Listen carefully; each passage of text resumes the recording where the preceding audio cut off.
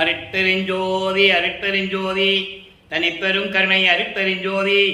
எல்லா உயிர்களும் இன்புற்று வாழ்க, வள்ளல் மலரடி வாழ்க வாழ்க, கொல்லா விரதம் குவளை எல்லாம் ஓங்குக, நல்லோர் நினைத்த நலம்பெறுக, நன்றி நினைத்த எல்லோரும் வாழ்க இசைந்து. உலக மக்களே, அறிவார்ந்த அன்பர்களே, ஆண்மநேய ஒருமைப்பாடுடைய அன்பர்களே, அருட்பெருஞ்சோதி ஆண்டவருடைய திருவிளையாடலை பார்த்து கொண்டிருக்கிறோம். அருட்பெருஞ்சோதி ஆண்டவருடைய திருவிளையாடல் இந்த பிரபஞ்சத்திலே பல யுகங்களில் எத்தனையோ திருவிளையாடல்கள் நடந்து கொண்டிருந்தன.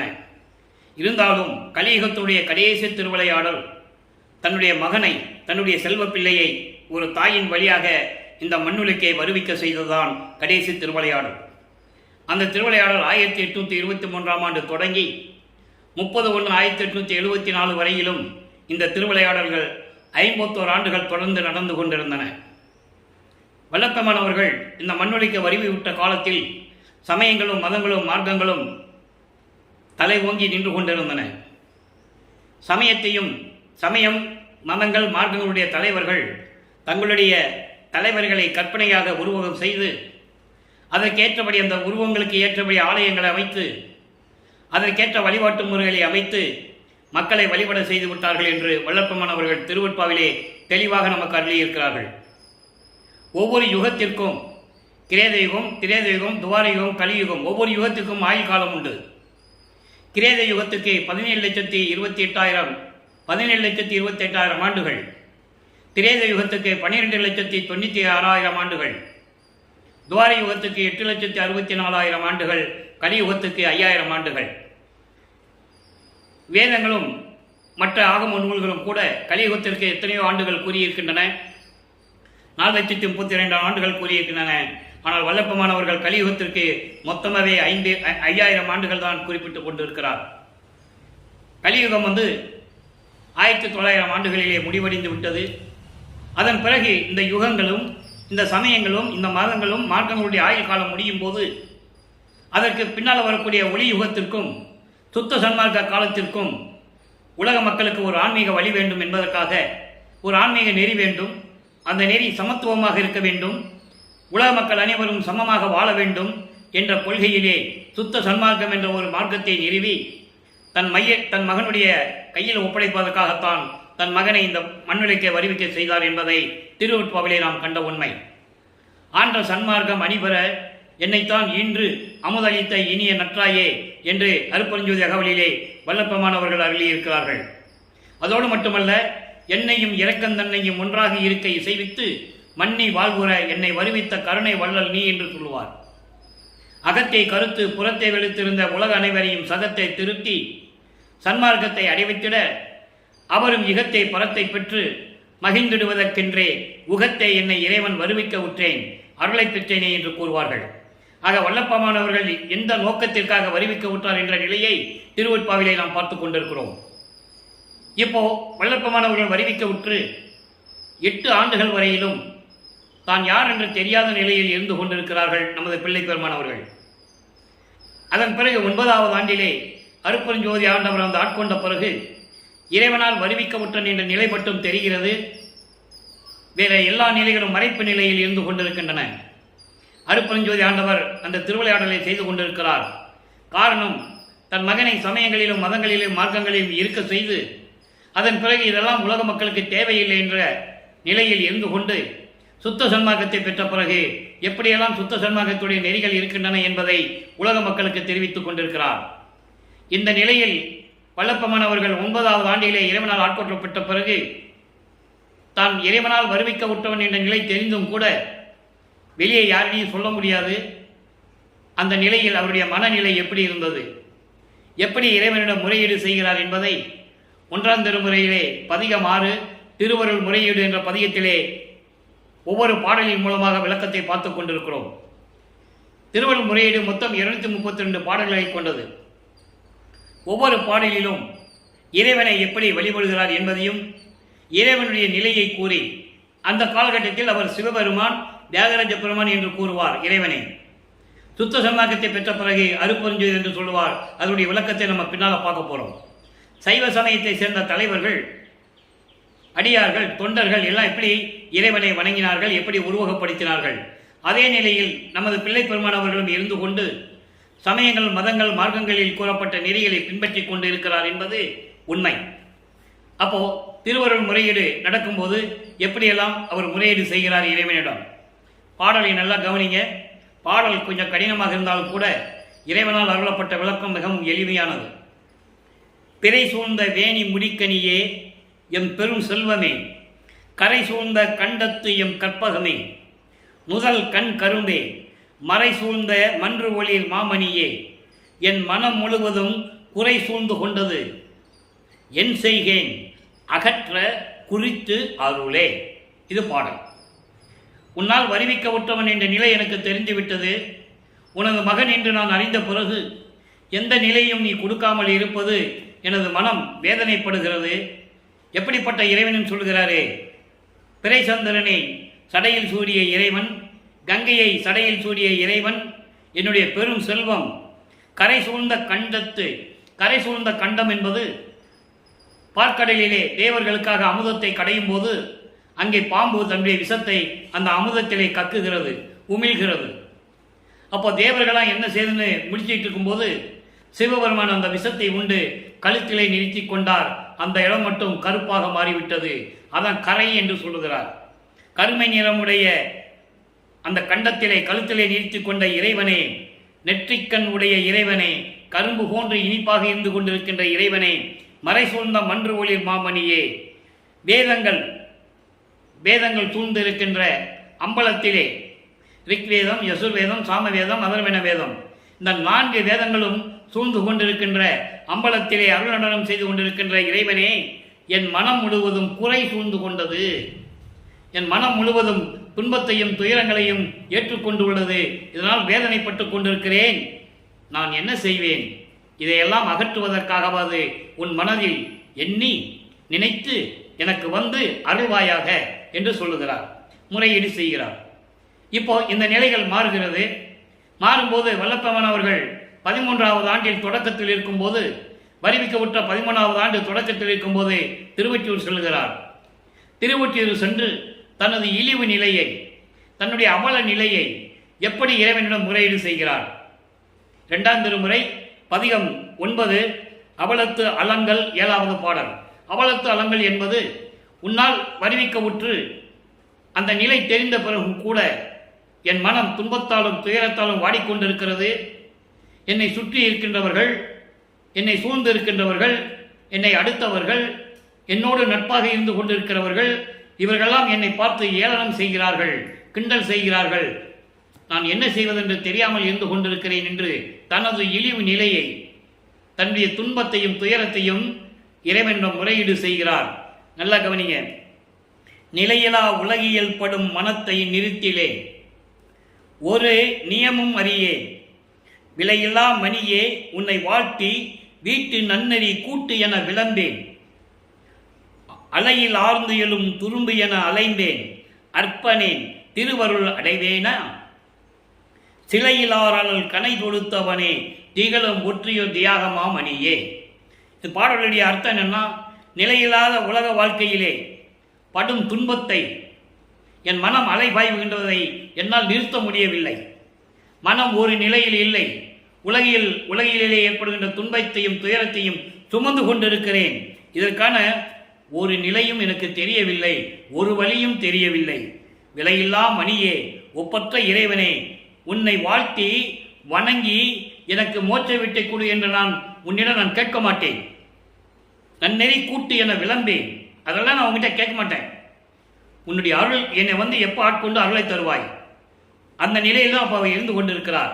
அடுத்து சொல்றார் பாருங்க, அலையில் ஆர்ந்து எழும் துரும்பு என அலைந்தேன். கடல் அலையிலே ஒரு துரும்பு எப்படி அலைந்து கொண்டிருக்குமோ, எப்படி துன்பப்பட்டு கொண்டிருக்குமோ, எப்படி அலைந்து கொண்டிருக்குமோ, அந்த நிலையில் நான் இருந்து கொண்டிருக்கிறேன். அற்பமானவன், அதாவது அறிவு இல்லாதவன் என்று சொல்லுகிறார். காரணம், இறைவனுடைய அறிவு கிடைக்கவில்லை, எந்த விளக்கமும் தெரியாமல் இருந்து கொண்டிருக்கிறேன். திரு அருள் அடைவேனா? உன்னுடைய அருள் எனக்கு கிடைக்குமா? உன்னுடைய திருவருள் நான் அடைவேனா? சிலையில் ஆறல் கனை தொடுத்தவனே, வில்லில் நெருப்பு அம்பு தொடுத்தவனே. சிலை என்பது அம்பு, அந்த வில்லிலே அந்த நெருப்பு அம்பை தொடுத்தவனே என்று சொல்லுகிறார். காரணம், அதனால் ஒரு திருவிளையாடல் நடந்தது. மதனை எரித்தது, முப்புரத்தை எரித்தது, இப்படி நிறைய திருவிளையாடல் நடந்தது. அதை சுருக்கமாக சொல்லுகிறார். நெருப்பு அனலை அம்பாக தொடுத்து, வில்லிலே அம்பாக தொடுத்து எரிந்தவனே என்று சொல்லுகிறார். அப்படிப்பட்ட இறைவன் திருவொற்றியூரிலே தியாகராஜ பெருமான் என்ற நிலையில் இருந்து கொண்டிருக்கிறாய், தியாகராஜ மாமணியே எனக்கு விரைவில் வந்து எனக்கு அருள்வாயாக என்று சொல்லி இந்த பாடலை அருளி இருக்கிறார்கள். ஆக 9வது ஆண்டிலே 12 ஆண்டுகளுக்குள், 9வது ஆண்டிலிருந்து 12 ஆண்டுகளுக்குள் திருவருள் முறையீடு எப்படி செய்கிறார், அதன் பிறகு திருவொற்றியூருக்கே செல்லும் பொழுது அங்கே இறைவனுடன் எப்படி முறையீடு செய்கிறார் என்ற நிலையை பார்த்து விட்டோம். அடுத்து 3ஆம் திருமுறை உருவாகிறது. 3ஆம் திருமுறை என்பது வல்லப்பெருமான் அவர்கள் வருவிக்கவுற்று 24 ஆண்டுகளுக்குள் நடந்த விஷயம். இறைவனுடைய திருவிளையாடல் அங்கே ஒன்றுமே நடக்கலை. 24 ஆண்டுகள் வரைக்கும் இந்த நிலையில்தான் அவர் இருந்து கொண்டிருக்கிறார் என்பதை ஒவ்வொரு பாடலில் பார்த்துட்டு இருக்கோம். இங்கே பதிகம் 7 இன்பக்கிழவி 3ஆம் திருமுறை 7வது பாடல். இன்பக்கிழவி என்பது இறைவனுடைய நிலையை புகழ்ந்து சொல்லுவது. அதே நேரத்தில் தாய் மகளிடம் எப்படி சொல்லுகிறாள், அதாவது ஏற்கனவே கூறியது போல உலகியலிலே தன்னுடைய மகள் ஒருத்தனை காதலிக்கிறாள். அந்த காதலனுடைய நிலையை தெரிந்து கொள்ள வேண்டும் என்பதற்காக தாய் விசாரிக்கிறாள். அப்போ அந்த காதலனுடைய நிலை அந்த தாய்க்கு தெரிகிறது. அப்போ மகளிடம் சொல்லுகிறாள், இப்படிப்பட்டவனை காதலிக்கிறாய், அவனை மணந்து கொண்டு நீ என்ன பலனை அடையப் போகிறாய் என்று ஒரு தாய் மகளிடம் சொல்லுவது போல, உள்ளம் தன்னிடம் சொல்லுவது போல உலக மக்களுக்கு தெரிவித்துக் கொண்டிருக்கிறார் வல்லப்பெருமான் அவர்கள். நல்ல கவனிய. ஊரும் இல்லார் ஒற்றி வைத்தார், பகை இல்லார் பேரும் இல்லார், எவ்விடத்தும் பிறவார் இரவார், பேச்சில்லார், நேரும் இல்லார், தாய் தந்தையர் நேயர் தம்மோடு உடன்பெருந்தோர் யாரும் இல்லார், மகளே நீ ஏதுக்கு அவரை விளைந்தனையே.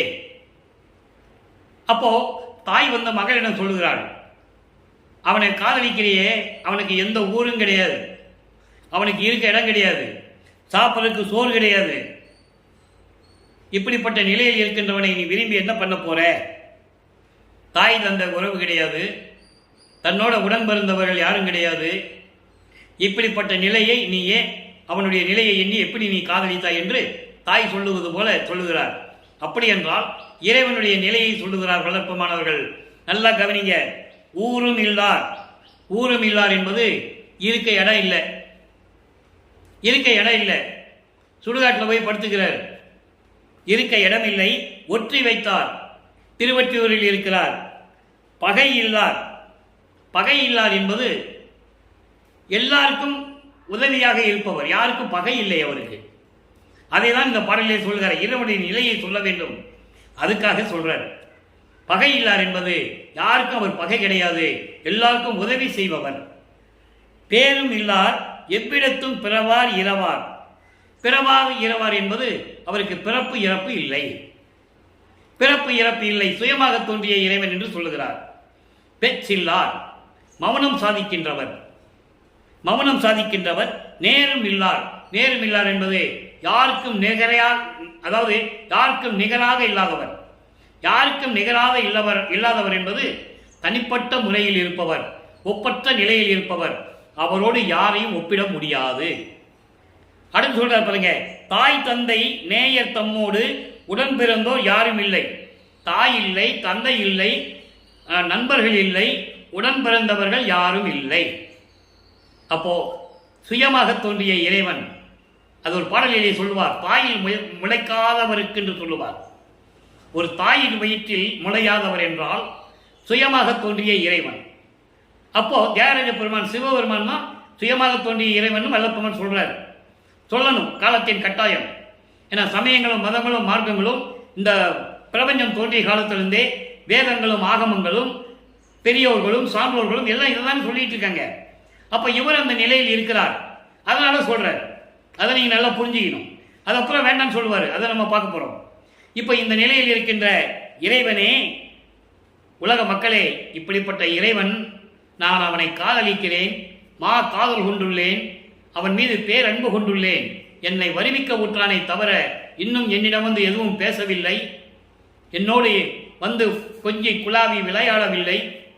இந்த நேரத்தில் இருக்கும்போது, இந்த நிலையில் இருக்கும்போது நான் எப்படி அவனிடம் இருந்து அருளை பெறுவது என்ற நிலையில் நான் வருந்திக் கொண்டிருக்கிறேன் உலக மக்களே என்று சொல்லி இந்த பாடலை நமக்கு அருளியிருக்கிறார்கள். இப்போ 3 திருமுறைகள் முடியுது. இப்போ 4ஆம் திருமுறை தொடங்குகிறது.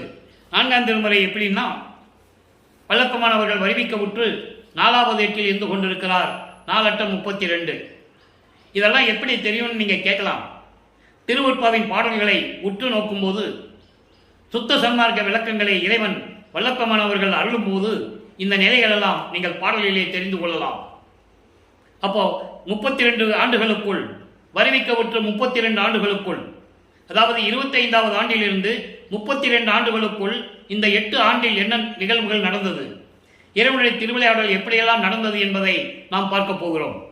அதற்கு முக்கியமான ஒரு திருவிளையாடல் 27வது ஆண்டில் வருவிக்க உற்று 27வது ஆண்டில் தனக்கோடி அம்மையாருக்கு திருமாங்கல்யம் பூட்டி, அதாவது தாலி கட்டி அந்த அம்மாவிற்கு மோட்ச வீட்டை காட்டி விமோசனத்தை காட்டியது அந்த ஆண்டில் 27வது ஆண்டில்.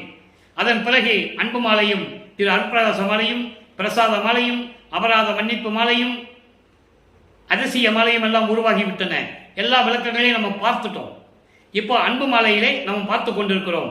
அன்பு மாலையிலே எப்படி இறைவன் அருளுகிறார், எப்படி முன் தோன்றினார், எப்படி இறைவனுடைய நிலையை விளக்குகிறார், இவர் இறைவனிடம் என்ன பெற்றுக்கொண்டார் என்பதை இந்த பாடலிலே நாம் பார்க்க போகிறோம். அன்பு மாலை 24வது பாடல், பதிகம் 1, 4ஆம் திருமுறை. சத்திய மெய்யறிவு இன்ப வடிவாகி. அங்கே இறைவனை பல ரூபங்களிலே பல வடிவங்களிலே வல்லப்பமானவர்கள் கூறுவார்கள். இங்கே எப்படி சொல்றார் பாருங்க. ஏன்னா நிலைகள் மாறுது. இப்போ சுத்த சன்மார்க்கம் இருக்கிறது தெரியும். தந்தையிடம் வாங்க வேண்டும். அங்கே போய் தத்துவங்களையும் அந்தங்களையும் கடந்து போய் சாகா கல்வியை கற்க வேண்டும். சுத்த சிவஞான வெளியில் அந்த நிலையிலெல்லாம் எப்படி சொல்லுகிறார், அந்த நிலைகள் எப்படி வருகின்றன என்பதை பார்க்க போகிறோம். அதற்கு விளக்கமாக ஆதாரமாக அருட்பெருஞ்சோதி அட்டகத்திலே கூறுவார். தத்துவங்களை தனித்தனியாக கடந்தேன், தத்துவாதீன நிலையில் சித்தியல் முழுதும் தெரிந்தேன், அவை மேல் சிவநிலை தெரிந்திட சென்றேன். அந்த நிலை இந்த நிலைக்கு அப்புறம் தான் உருவாகும், அன்பு மாலைக்கு அப்புறம். அதனால அந்த பாடலை நீங்கள் நன்றாக கவனிக்கணும். சத்திய மெய்யறிவு இன்ப வடிவாகி பொதுவில் தனி நடனம் செய்து அருளுகின்ற சத்குருவே, எனக்கு புத்தியோடு சித்தியும் நல் அறிவும் அளித்து. அப்போ இதெல்லாம் வாங்கிட்டாரு, நல்லா கவனிக்கணும். சுத்த சன்மார்க்கத்தை இனிமேல் தான் வாங்க போறார். அதாவது புத்தியும் சித்தியும் நல் அறிவும் அளித்து அழியா புனித நிலையில் இருக்க புரிந்த பரம்பொருளே. அடுத்து, பத்தி அறியா சிறியேன் மயக்கம் என்னும் தவிர்த்து பரமசுகமயமாக்கி படிற்று உள்ளத்தை போக்கி. படிற்று உள்ளம் வஞ்சக உள்ளம் என்று பொருள். தீய உள்ளங்கள், தீய எண்ணங்கள் நிறைந்த உள்ளம், அதான் படிற்றுன்னு சொல்றார். வஞ்சக உள்ளம் என்று சொல்லுகிறார். படிற்று உள்ளத்தை போக்கி. அவருக்கு ஏன் வஞ்சக உள்ளம் வந்தது என்பதை நம்ம விளக்கி சொல்ல போறோம். தத்துவங்களை உடைய இறைவனே. ஏனென்றால் இந்த தத்துவானி ஏன் சொல்றாருன்றதே ஒரு விளக்கம் இருக்கு. நீ நான் என்னும் பேதமது நீக்கி தனித்த சுகாதீதமும் நீ தந்து அருள்க மகிழ்ந்தே. எப்படி சுத்த சன்மார்க்கத்தை வாங்குறதுக்கு எப்படி கொக்கி போடுறாருன்னு நீங்க புரிஞ்சுக்கணும். இப்ப பாருங்க, சத்திய மெய்யறிவு இன்ப வடிவாகி. சத்திய மெய்யறிவு பிரபஞ்சத்தில் எங்கும் நிறைந்த மெஞ்ஞானம் கொண்ட வடிவாகி, பேரின்ப வடிவாகி. மெஞ்ஞானம் இறைவனுக்கு உரிய வடிவம். அதன் பிறகு மெஞ்ஞானம் பெற்றது வல்லப்பமான் ஒருவர் தான் என்பதை இங்க நான் பதிவு செய்ய கடமைப்பட்டிருக்கிறேன். ஏன்னா திருவருட்பாவிலே அத்தனை உண்மைகளும் உண்டு. வடிவாகி பொதுவில் தனி நடனம் செய்து அருள்கின்ற சத்குருவே. சத்திய ஞான சபையிலே அருள் நடனம் செய்து கொண்டிருக்கின்ற சத்குருவே, எனக்கு புத்தியோடு சித்தியும், அதாவது அந்த கரணங்கள் மனம், சித்தம், புத்தி, அகங்காரம். மனதை ஒருநிலைப்படுத்துவது, அகங்காரம் ஆணவத்தை அடக்குவது, செருக்கை அடக்குவது, புத்தியையும் சித்தியையும் கொடுப்பது. அப்படிப்பட்ட சித்தியையும் நல்ல அறிவும் அளித்து அழியா புனித நிலையில், அழியா புனித நிலை, மரணமில்லா பெருவாழ்வு. நல்லா கவனிங்க. இப்பதான் சுத்த சன்மார்க்கத்துக்குள்ள நீ வாங்கணும், அதுக்குள்ள என்றாகிறாரு. அதற்கான படிநிலையை இறைவன் திருவிளையாடல் செய்து கொண்டிருக்கிறார். தன் மகனுக்கு எப்படி கொடுத்தாருங்கிறதை இங்கு சொல்றார். புனித நிலைதனில் இருக்க புரிந்த பரம்பொருளே சொல்லிட்டாரா. மாண்டு உழலா வகை வந்து இளங்காலையே ஆண்டு கொண்ட அருட்பெருஞ்சோதி சொல்லுவார், அகவல்ல சொல்லுவார். ஆக இரவா நிலை இது தந்து ஏற்றி அறவாளியாம் அருட்பெருஞ்சோதி என்னையும் பணி கொண்டு இதெல்லாம் அகவல்ல வரும். அப்போ அந்த நிலையை இங்கே 4ஆம் திருமுறையிலே சொல்லுகிறார்.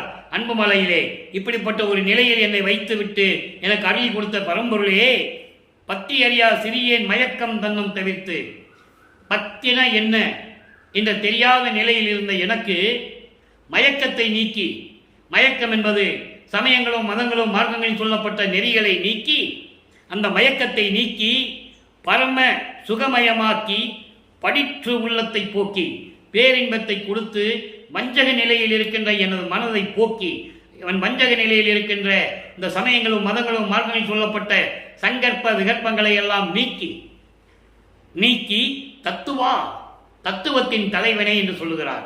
ஏனென்றால் தத்துவத்தின் தலைவன் என்று சொல்லும்போது ஒரு பாடலிலே சொல்லுவார், ஒரு தந்தையின் நிலைதான் ஒரு மகனுக்கும் உண்டு என்பதை உலகில் பழமொழி சொல்லுவார்கள். அதுபோன்று என் தந்தை என்ன நிலையில் இருக்கிறாரோ அதே நிலையில் நான் இருந்து கொண்டிருக்கிறேன் என்று சொல்லுவார். அப்ப தத்துவா என்று சொன்னால் இவரும் தத்துவங்களை கடந்து கொண்டிருக்கிறார். தத்துவா நீ நான் என்னும் பேதம் நீக்கி, அடுத்த வரியில சொல்லிட்டாரு, நீ நான் என்ற பேதம் நீக்கி தனித்த சுகாதீதமும் நீ தந்து அருள்க மகிழ்ந்தேன். நீ நான் என்ற பேதம் இருக்கக்கூடாது, அத்துவைதமாக இருக்கணும். அத்துவைதம் என்றால் ஒரே ஒண்ணுதான், வேறுபாடு இல்லாதது, 1, 2 என்ற வேறுபாடு இல்லாத ஒரே நிலையில் இருக்கின்றது அத்துவைதம்.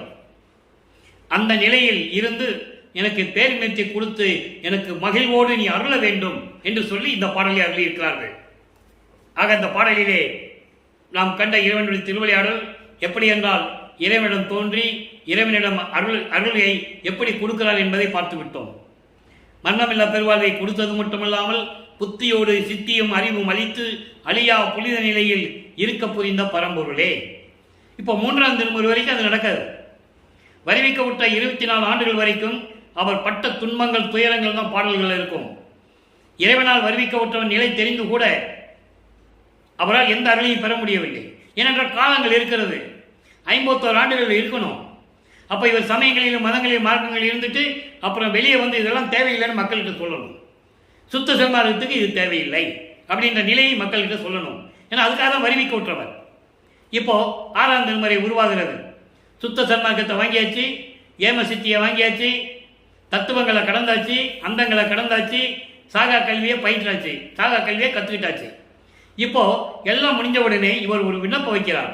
பிள்ளை பெருவிண்ணப்பம் பதியம் 20, பிள்ளை பெருவிண்ணப்பம் 115வது பாடல். ஏன்னா அந்த நிலையை அவருக்கு சொல்லணும், தந்தையிடம் சொல்ல வேண்டும்.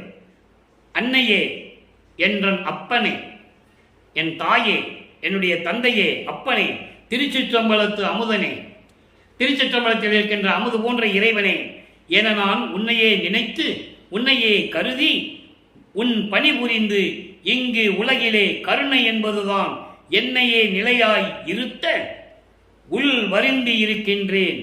என் உள்ள மெலிவும் மண்ணும் என் உடம்பின் மெலிவும் நான் இருக்கும் வண்ணமும் திருவுள்ளம் அறியும். அப்போ அவருடைய நிலையை அப்பங்கிட்ட சொல்லணும். அப்போ என்னுடைய தந்தையே, என்னுடைய தாயே, திருச்சிற்றம்பலத்தில் இருக்கின்ற அமுது போன்ற என இறைவனே என என்று நான் உன்னையே நினைத்து உன்னையே வணங்கி உன் பணி புரிந்து, உன்னுடைய பணியான சுத்த சன்மார்க்கத்தை என்னிடம் கொடுத்தாய், உன்னுடைய சுத்த சன்மார்க்கனுடைய பணி புரிந்து இந்த உலகிலே இந்த மண்ணுலகிலே கருணை என்பதுதான் என்னை நிலையாக நிறுத்தும் என்று என் உள்ளத்தில் வரிந்து கொண்டிருக்கிறேன்.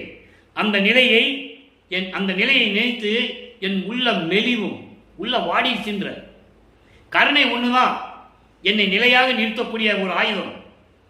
அப்போ உன்னுடைய சுத்த சன்மார்க்க பணி செய்து கருணை என்னும் ஆயுதத்தை உன்னிடந்து பெற வேண்டும். அதுதான் என்னை நிலையாக இருக்க செய்யும் என்ற அந்த எண்ணத்தை என் உள்ளத்தில் இணைத்து என் உள்ளம் வாடுகிறது. என் உள்ள மெலிவும் மண்ணும் என் உடலின் மெலிவும் தொடர்ந்து என் உடலும் மெலிந்து கொண்டிருக்கிறது. உள்ளம் மெலிந்து கொண்டிருக்கிறது, உள்ளம் மருந்துகிறது, அதை நினைத்து என் உடம்பும் மெலிந்து கொண்டிருக்கிறது. நான் இருக்கும் வண்ணம், நான் இப்ப எந்த நிலையில் இருக்கின்றேன் என்பதை உனது திருவுள்ள வரியும் என்று சொல்லுகிறார். இப்போ விண்ணப்பம் வச்சாச்சு. அடுத்து ஆன்ம தரிசனம். ஆன்ம தரிசனம் என்பது இறைவனுடைய அருளை பெற்ற பிறகு அதனுடைய நிலை எப்படி இருக்கும்? அதாவது 10வது பாடல், முக்கியமான பாடல். ஏன்னா சமயங்களிலும் மதங்களிலும் மார்க்கங்களில் இருக்கும்போது எப்படியெல்லாம் துன்பப்பட்டார், அதை எப்படி இறைவன் நீக்கினார் என்பதை உலக மக்களுக்கு தெரியப்படுத்த வேண்டும். இந்த பாடலில் சொல்றாரு, கள்ள வாதனையை களைந்து. கள்ள வாதனை என்பது, கள்ளம் என்பது குற்றங்கள், தவறுகள். இவர் என்ன குற்றம் செஞ்சார்? ஒன்றில்லை, சமயங்களிலும் மதங்களிலும் மார்க்கங்கள் நெறிகளை பின்பற்றி கொண்டு இருந்தார். சுத்த சன்மார்க்கத்துக்கு அது தேவையில்லை போது அதை ஒரு குற்றம் என்று நினைக்கிறார். நல்லா புரிஞ்சுக்கணும் நீங்க. அப்படி குற்றங்களையும் தவறுகளையும் அதனால் வந்த துன்பங்களையும் களைந்து நீக்கி அருள்நெறியை காதலித்து, அருள்நெறி என்பது சுத்த சன்மார்க்க நெறி. அந்த சுத்த சன்மார்க்க நெறியை அன்போடு ஏற்றுக்கொண்டு ஒருமையில் கலந்து, ஒருமையில் இருந்து உள்ளவாறு இந்த உலகேர்த்தம் களிப்புற்று ஓங்குதல் என்று ஒருமோ. இந்த சுத்த சன்மார்க்கம் உலக மக்கள்கிட்ட எப்போ சேரும்? அப்போ இந்த சமயங்களும் மதங்களும் மார்க்கங்களும் சொல்லப்பட்ட குற்றங்களை எல்லாம் நீக்கி அதனால் ஏற்படக்கூடிய தீமைகள், துன்பங்கள் அவற்றையும் நீக்கி எல்லாரும் சுத்த சன்மார்க்கத்தை இந்த உலக மக்கள் பெற்று களிப்புற்று மகிழ்ந்து ஒத்த கருத்தோடு வாழ்ந்து உள்ளவாறு எப்படி இந்த உலக மக்கள் வாழ்வார்கள் என்ற நிலை எப்போ வருமோ என்று உருமோ என்று சொல்லுகிறார். என்று உருமோ, எப்போ வருமோ தெரியல. வல்லலே அருட்பெருஞ்சோதியே அது கண்டு அடியேன் உள்ளம் மகிழ்தல் என்றோ என துயர்ந்தேன். இந்த உலக மக்கள் எல்லாம் சந்தோஷமாக இருக்க வேண்டும் என்ற நிலை எனக்கு எப்போ தெரியும்னு எனக்கு தெரியல. வருத்தப்பட்டு கொண்டிருக்கிறேன். என் உள்ளம் எப்போ மகிழுமோ, நான் எப்போ சந்தோஷமாக இருக்கணும்னு எனக்கே தெரியல. அந்த நிலையில் நான் வருந்து கொண்டிருக்கிறேன். ஒல்லியோய் என்பது அருள் வல்லமம் படைத்த இறைவனே, அருட்பெருஞ்சோதியே, எனது திருவுள்ளம் அறிந்தது. என் மனம் எப்படி வாடுகிறது, நான் எப்படி துன்பப்பட்டுக்கிறேன் என்பது உன் திருவுள்ளம் அறிந்ததுதான். உரைப்பது என் அடிக்கடி உனக்கே. நான் ஏன் அடிக்கடி உனக்கு சொல்லிட்டு இருக்கணும்? ஏன் அடிக்கடி சொல்லிட்டேன் என்றால் உன் செவிகளில் ஏற்றுக்கொள்ள வேண்டும். இப்படி சுத்த சன்மார்க்கம் எப்படி உலகம் மூலம் பரவும், உலக மக்கள் எல்லாம் எப்படி சுத்த சன்மார்க்கத்தை பெற்றுக்கொண்டு சந்தோஷமாக இருப்பார்கள் என்று எப்போ இருப்பார்கள் என்று மனம் மகிழ்ந்து கொண்டிருக்கிறதே, அதை நினைத்து நான் வரிந்து கொண்டிருக்கிறேன். உலக மக்கள் எல்லாம் சந்தோஷமா இருந்தால் என் உள்ளம் மகிழும், இல்லை என்றால் என் உள்ளம் வருத்தப்படும் என்ற நிலையை தன் தந்தையிடம் தெரிவிக்கிறார். இப்போ அடுத்த பதிகம் 23 சிவ தரிசனம் பாருங்க. இதில் பதில் கிடைக்கும் பாருங்க. இதெல்லாம் சொல்லிட்டார்ல, முறையீடு செஞ்சது, விண்ணப்பம் வச்சது, அப்புறம் ஆன்ம தரிசனத்தில் சொன்னதுக்கெல்லாம் விடை கிடைக்கணும். அப்போ சிவ தரிசனத்தில் இருக்கு 4வது பாடல். மறப்பு அறியா பேரறிவிலே வாய்த்த பெரும் சுகமே, மலைவு அறியா நிலை நிரம்ப வயங்கிய செம்பொருளே, இறப்பு அறியா திருநெறியில் என்னை வளர்த்து அருளும் என்னுடைய நற்றாயே, என் தாயே, நினது சிறப்பு அறியா உலகமெல்லாம் சிறப்பு அறிந்து கொள்ளவே சித்த சிகாமணியே, நீ சித்தியெல்லாம் விளங்க பிறப்பு அறியா பெருந்தவரும் வியப்ப தருவாய். எப்படி தர சொல்றாரு? மறைமுகமாக வந்தோ தனியாக நிற்கும்போது தான் நீ தரக்கூடாது. உலகமே பார்க்கணும். நீ அருளும் போது இந்த உலகமே பார்க்கணும். நீ தருவாய் பெருங்கருணை அரசே, தருந்த தருணம் இதுவே. தகுந்த தருணம், நல்ல நேரம் இதுதான் சொல்றாரு. அதனுடைய விளக்கம் பாருங்க. மறப்பறியா பேரறிவில் வாய்த்த பெரும் சுகமே, எந்த விதமான மறதி இல்லாமல், மறைப்பு இல்லாமல், அதாவது இறைவனுக்கு அந்த குணம் உண்டு, பேர் உறக்கம் என்று சொல்லுவார்.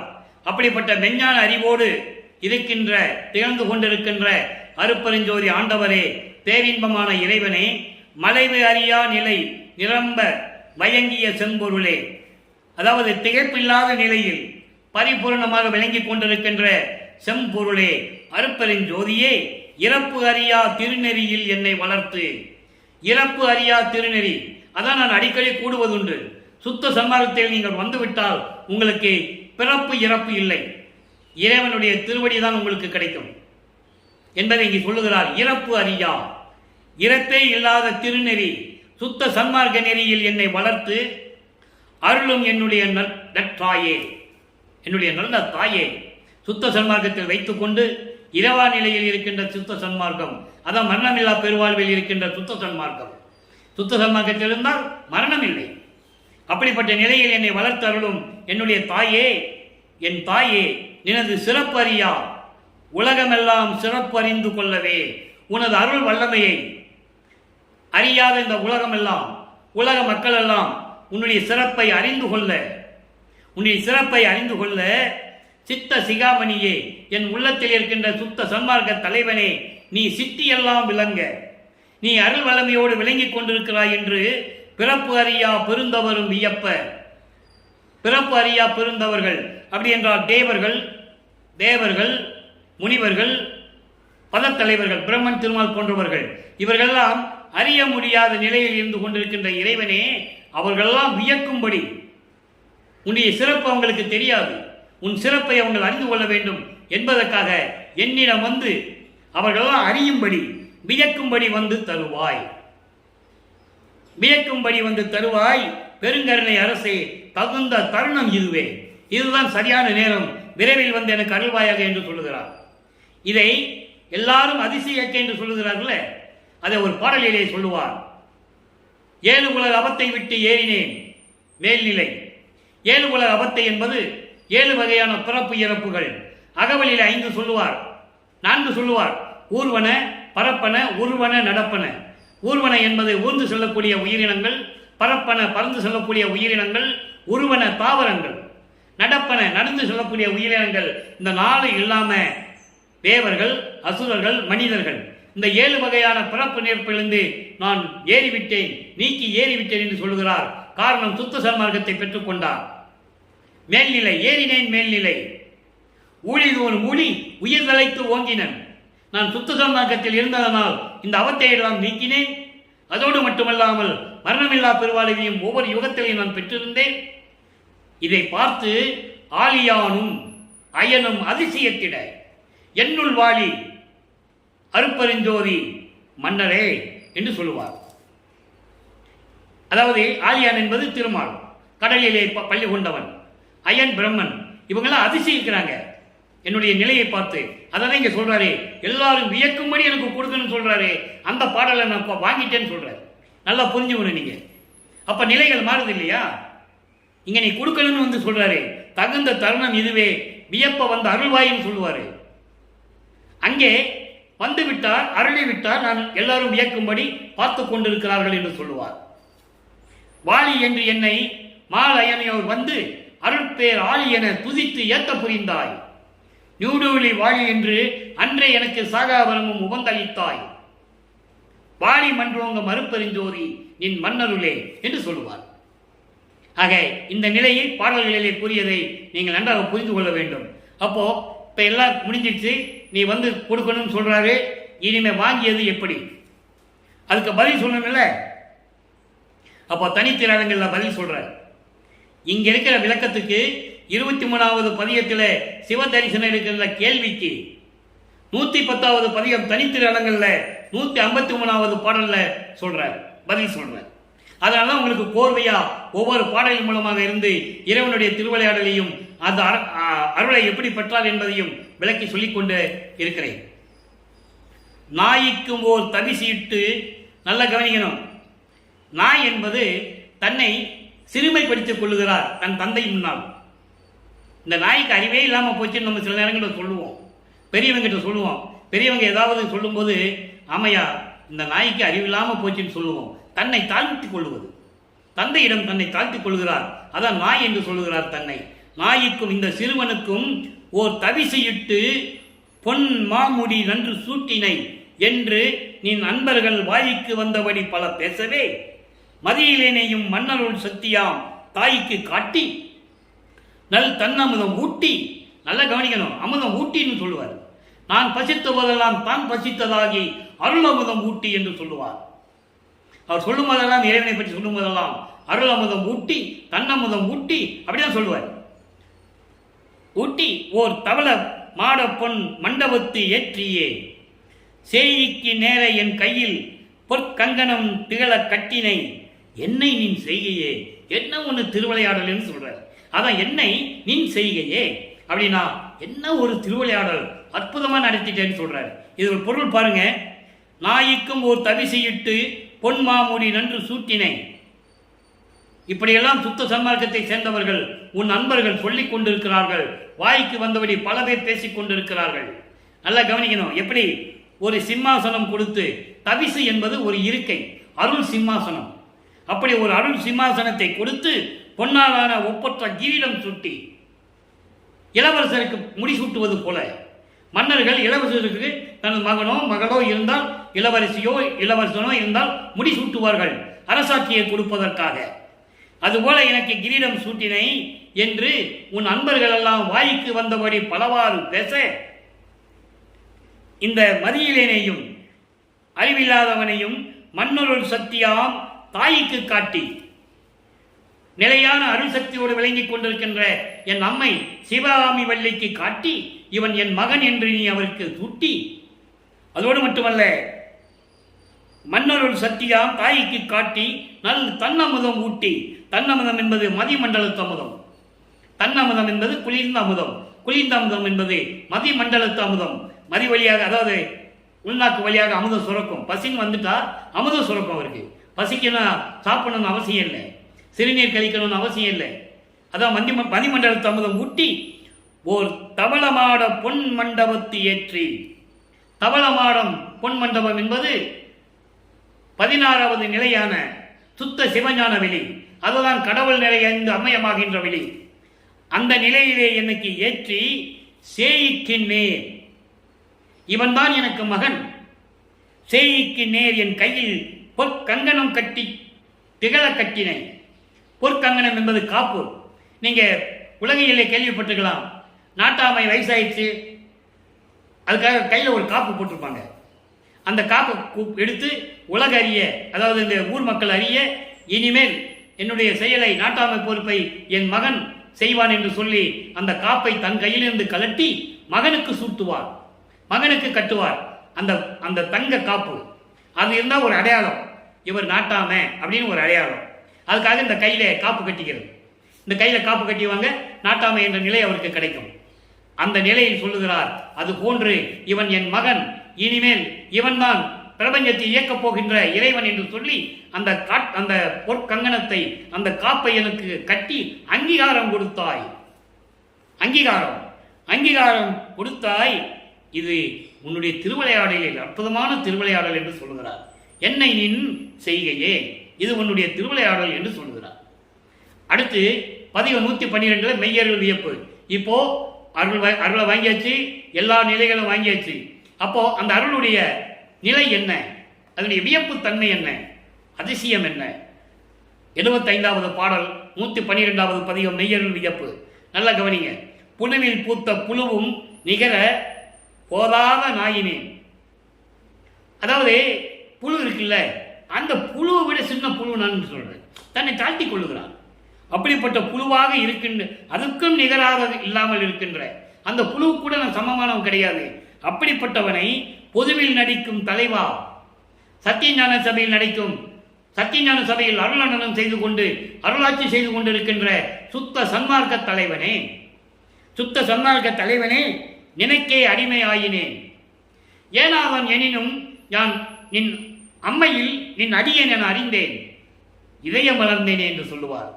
அதோடு மட்டுமல்ல, புதிய நல்லேன், தொன்று தொட்டு உனது பூங்கல்லலுக்கு அன்பு பூண்டவன் என்று சொல்லுவார். இன்னொரு இடத்துல சொல்லுவாரே, புதியன் என்றை என்னை போக்குதோ நீர், இவன் வேறு பையன், நம்ம பையன் இல்லைன்னு சொல்லி என்னை தள்ளி விடுறையா நீ. பூர்வித்தினும், பிரபஞ்சம் தோன்றிய காலத்திலிருந்தே உனது பூங்கல்லலுக்கு அன்பு பூண்டவன் என்று சொல்லுவார். அதை இங்க சொல்றாரே, நான் உன் அடிமை ஆகினேன், தழுவுவதற்கு அரிய பெரிய துரிய தம்பத்துக்கு ஏறினேன். அதாவது அடைவதற்கு அரிதான துரிய நிலை, அந்த நிலையை அடைவதற்கான அந்த பெரிய கம்பம் இருக்கிறதே, தம்பம் என்பது கம்பம் என்பது அந்த நிலை. துரிய நிலையை கடந்து பெரிய துரியாதீதம், துரிய நிலை கடந்தவுடனே துரியாதீதம், அந்த துரியாதீதத்தினுடைய நிலையை நான் ஏறினேன். தனித்த அப்பால், அதற்கு அப்பால் துரிய நிலை, துரியாதீத நிலை. அந்த துரியாதீத நிலைக்கு அப்பால் இருக்கின்ற ஓர் தவள மாடத்து இருந்து ஏறினேன். தவள மாடம் என்பது கடவுள் நிலை என்று அம்மையமாகக்கூடிய அந்த ஒரு நிலை. அதுதான் சுத்த சிவஞான நிலை, சுத்த சிவஞான வெளி என்று கூறுவார். சமயங்களும் மதங்களும் மார்க்கங்களும் இல்லாத ஒரு நிலை. சரியை கிரிய யோகம் 12 நிலைகளை கடந்து 13வது நிலையான ஞான சரியிலிருந்து தொடங்கி அங்கே சுத்த சன்மார்க்கம் ஆரம்பமாகுது. மரணமில்ல பெறுவார்கள். அந்த நிலையில் கொண்டு வந்து என்னை ஏற்றிவிட்டாய், நான் பேரின்பமாக பூரி போட இருக்கிறேன் என்று சொல்லி இந்த மெய்யர் வியப்பிலை நமக்கு அருளியிருக்கிறார்கள். ஆக எப்படி நிலையை அடைந்தார், எப்படி இறைநிலைக்கு சென்று கொண்டிருந்தார், எப்படி அடைந்து விட்டார் என்ற நிலையை நாம் தெளிவாக பார்த்து விட்டோம். அடுத்து இறுதியாக ஒரே ஒரு சின்ன விளக்கம். அம்பலவாணர் வருகை. இது ஏன் இந்த பதியத்தை கொடுத்தார் என்றால், பேருபட்சத்திலே பேருபதேசம் செய்யும் போது சுத்த சன்மார்க்க கொடியை கட்டி பேருபதேசம் செய்யும் போது உலக மக்களுக்கு தெரிவிக்கிறார், உலக மக்களே, இதுவரையிலும் சமயங்களும் மதங்களும் மார்க்கங்களும் சூழ்ந்திருந்து உண்மையான கடவுளை உலக மக்களுக்கு தெரியாமல் விட்டுவிட்டார்கள். ஆனால் உண்மையான கடவுளை இன்னும் நீங்கள் அறிந்த பாடில்லை.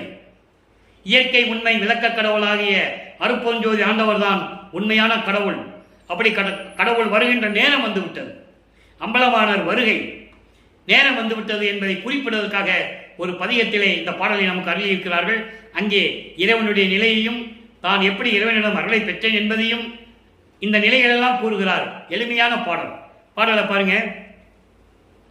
ஆக்கம் கொடுத்து என்றன் தூக்கம் தடுத்த என் ஆண்டவரே இங்கு வாரே. ஆக்கம் கொடுத்து என்றன் தூக்கம் தடுத்த. ஆக்கம் என்பது உறுதியான ஒரு நிலை, தைரியம். சமயங்களிலும் மதங்களிலும் மார்க்கங்களில் இருக்கும்போது எவ்வளவு துன்பப்பட்டார் என்பதை நாம் இதுவரையில் ஒவ்வொரு பாடலின் மூலமாக பார்த்து கொண்டிருக்கிறோம். அப்போ அதை நீக்கி எனக்கு தைரியத்தை கொடுத்து, அப்ப பயம் இருந்தது, அச்சம் இருந்தது என்று சொல்லுவார், துன்பம் துயரங்கள் இருந்தது என்று சொல்லுவார். அதை நிறுத்தி என்னை உறுதியான நிலையில் வைத்து தூக்கம் கெடுத்து என்று சொல்லுகிறார். ஏனென்றால் உறக்கத்தை விட்டு தொலைக்க வேண்டும். அப்பதான் இந்த இறைநிலைக்கு போக முடியும். பசி, தூக்கம் இதெல்லாம் விடணும். காமம் விடணும், சினம் விடணும், இந்த 6 பிண்ட துரிச்சிகளை விடணும். காமம், குரோதம், லோபம், மோகம், மதம், ஆச்சரியம். இந்த நிலையை இங்கே சொல்றாரு. அதனால சொல்றாரு, ஆக்கம் கொடுத்து எந்தன் தூக்கம் கெடுத்து. தூங்கலை மகனே என்று சொல்லுவார். ஒவ்வொரு இதிலையும் தூங்கலை மகனே என்று என்னை தூக்கி எடுத்தார் என்று சொல்லுவார்.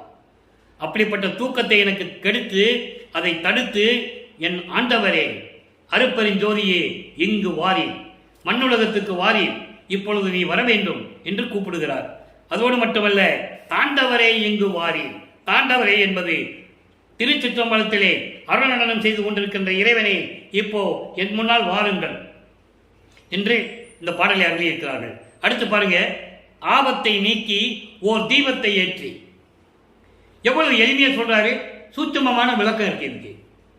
ஆபத்தை நீக்கி என்பது சமயங்களும் மதங்களும் மார்க்கங்களுடைய நெறிகளை நீக்கி அது மக்களுக்கு ஆபத்து என்று கூறுகிறார். அந்த ஆபத்தை நீக்கி ஓர் தீபத்தை ஏற்றி அருப்பெருஞ்சோதியை கொடுத்து என் ஆணவம் போக்கினேன். என் அறிவிலே அருப்பெருஞ்சோதி என்ற தீபத்தை ஏற்றி என்னுடைய ஆணவத்தை போக்கினேன். ஏன்னா ஆணவத்தை போக்கி ஆகணும், மலங்களை நீக்கணும், மலங்களை நீக்கணும், மாயைகளை நீக்கணும், மயக்கங்களை நீக்கணும், உலக விடயங்களை நீக்கணும், தத்துவங்களை ஜெயிக்கணும், அந்தங்களை கடக்கணும். இந்த நிலைகள் எல்லாம் மாறினால்தான் இறைநிலையை அடைய முடியும் என்பதை இங்கு கூறுகிறார். ஆணவம் போக்கினேன் வாரி, காண வந்தேன் இங்கு வாரி. உன்னை பார்ப்பதற்காக, உன்னுடைய திருவிளையாடலை காண்பதற்காக நான் இங்கு வந்தேன் மண்ணுலகத்திற்கு. இப்போ நீங்க இங்க வாங்கன்னு சொல்ற.